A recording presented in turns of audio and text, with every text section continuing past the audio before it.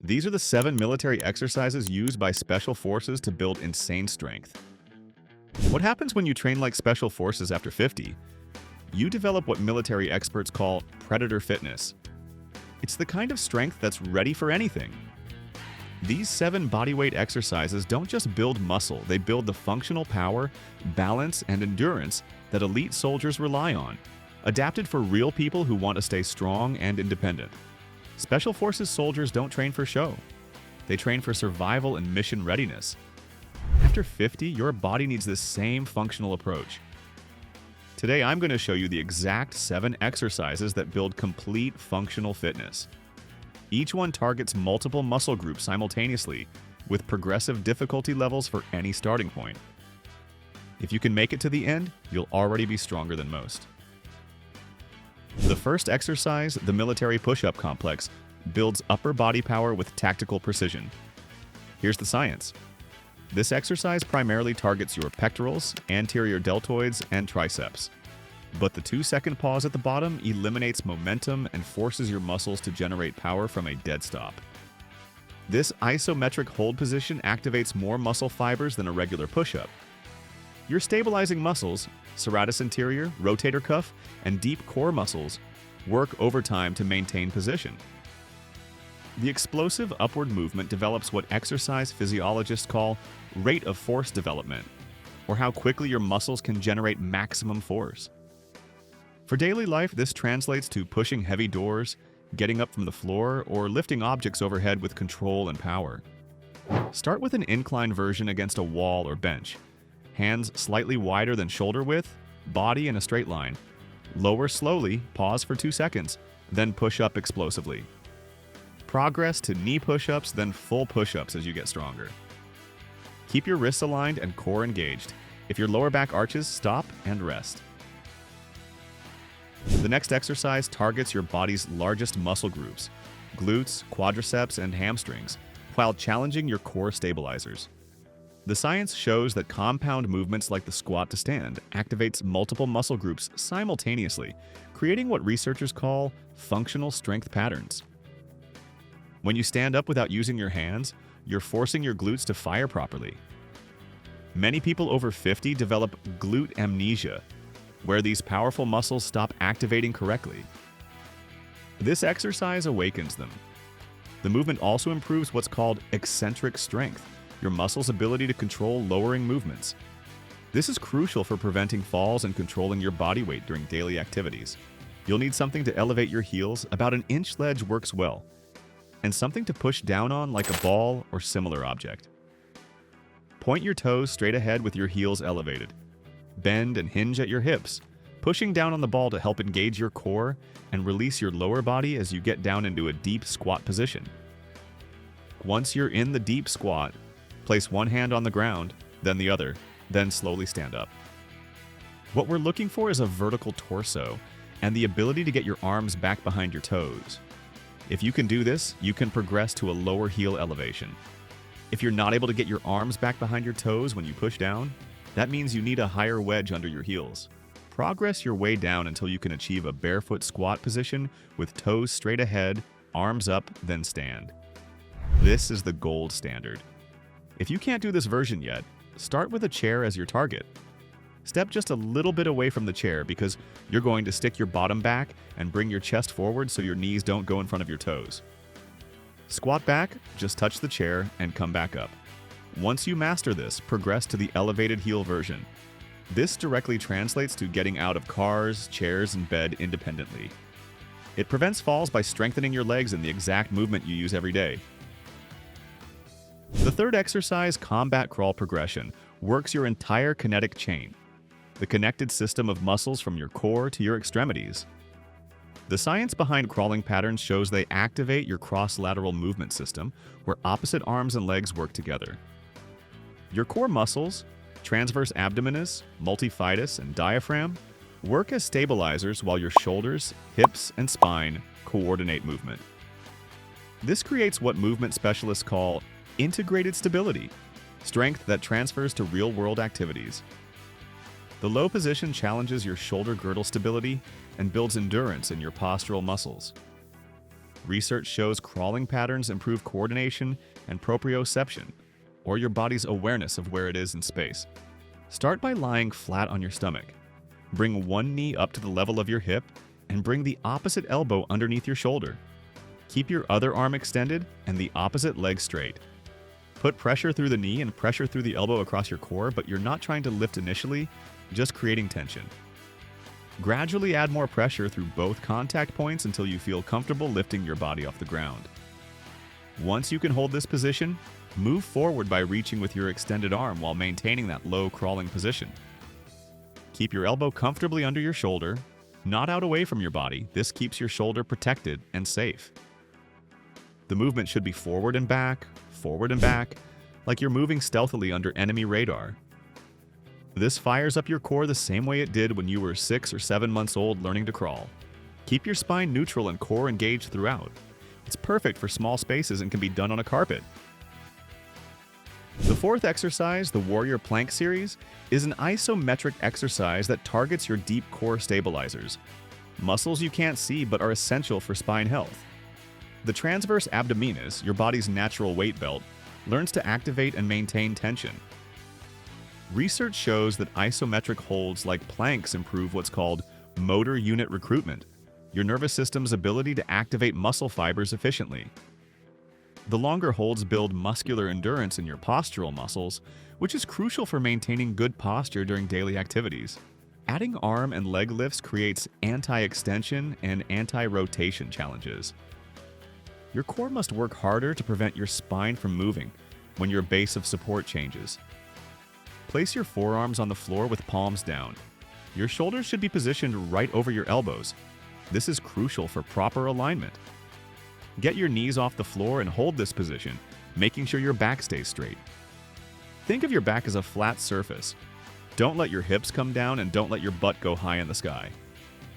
Keep a nice solid position with your shoulders over your elbows. The plank focuses on your core and stabilizes your midline, which is very important for everything we do. Now, there are 3 levels to progress through. Level 1 is holding the standard plank position for 15 seconds, working your way up to 30 seconds, and eventually reaching 1 minute. For level 2, you can add single arm lifts, lifting each arm for 5 seconds. Then level 3 incorporates alternating leg lifts. This improves posture, strengthens your back, and builds endurance for activities like gardening or playing with grandchildren.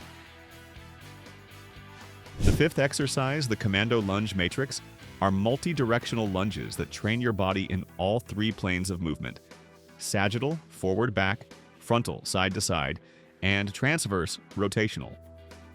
Most daily activities happen in multiple planes, but traditional exercises often only work in one. The forward lunge primarily targets your quadriceps and glutes. The lateral lunge activates your hip abductors and adductors, muscles that stabilize your pelvis.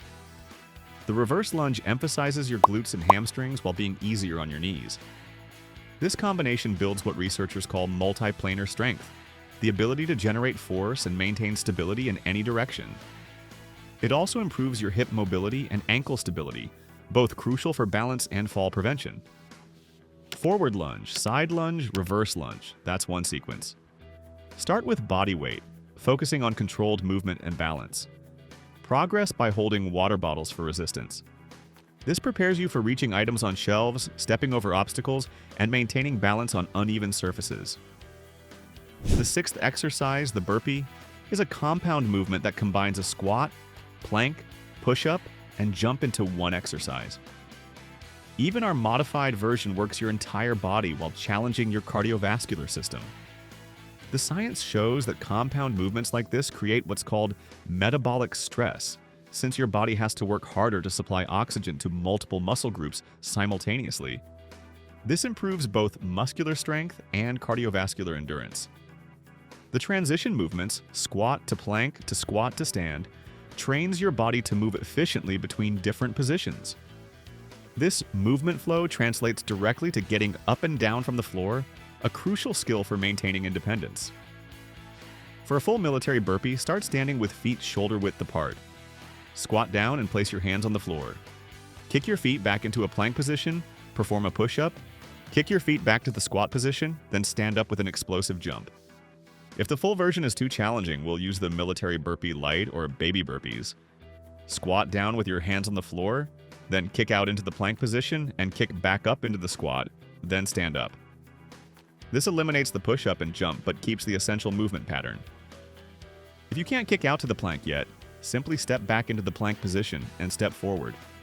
There's no shame in building up gradually. Focus on smooth transitions over speed. The key is maintaining the flow of the movement and holding that plank position for a second to really engage your core. Start with 3 repetitions, focusing on perfect form.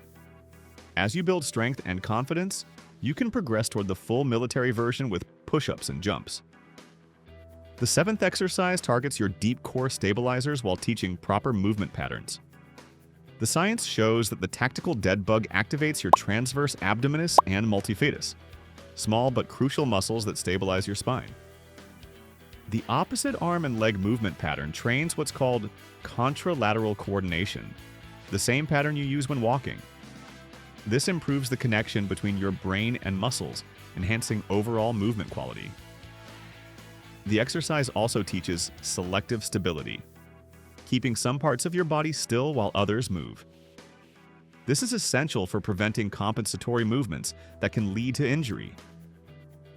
Lie on your back, arms up, knees bent at 90 degrees. Slowly lower the opposite arm and leg toward the floor while keeping your lower back pressed down. Return to start and alternate sides. This prevents lower back pain, improves coordination, and builds the foundation for all other movements. Now that you know all 7 exercises and how to progress them, let me show you exactly how to put this all together into a simple routine that builds real functional strength. Here's your military-inspired weekly routine. Your training days are Monday, Wednesday, and Friday.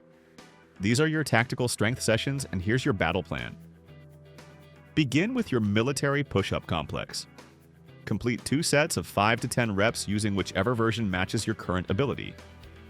Wall push-ups, incline variations, or full military push-ups with the pause? Stick with your level and master it. Move to your tactical squat to stand.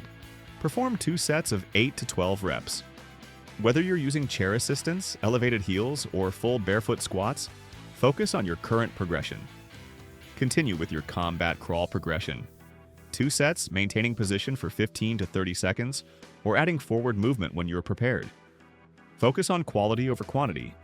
Perfect form is non-negotiable. Execute your warrior plank series, 2 sets, holding for 15 to 30 seconds each. Level 1, 2, or 3 doesn't matter. Keep those shoulders positioned over your elbows. Incorporate your Commando lunge matrix, 2 sets of 5 to 8 reps per leg. Begin with forward lunges only. Advance to the complete sequence as your balance improves. Add your military burpee Lite, 2 sets of 3 to 5 reps. Start with baby burpees, step back instead of kicking if necessary, work toward the complete movement. Complete with your tactical dead bug, 2 sets of 5 to 8 reps per side. Controlled movement, perfect coordination, no rushing. Tuesday and Thursday become your active recovery days. Take a 20 to 30 minute walk. Think of it as reconnaissance missions. Keep your body moving without the intensity of training days. Weekends focus on light movement and mobility. Some gentle stretching, household activities, or yard work. Stay active while allowing your muscles to recover and adapt.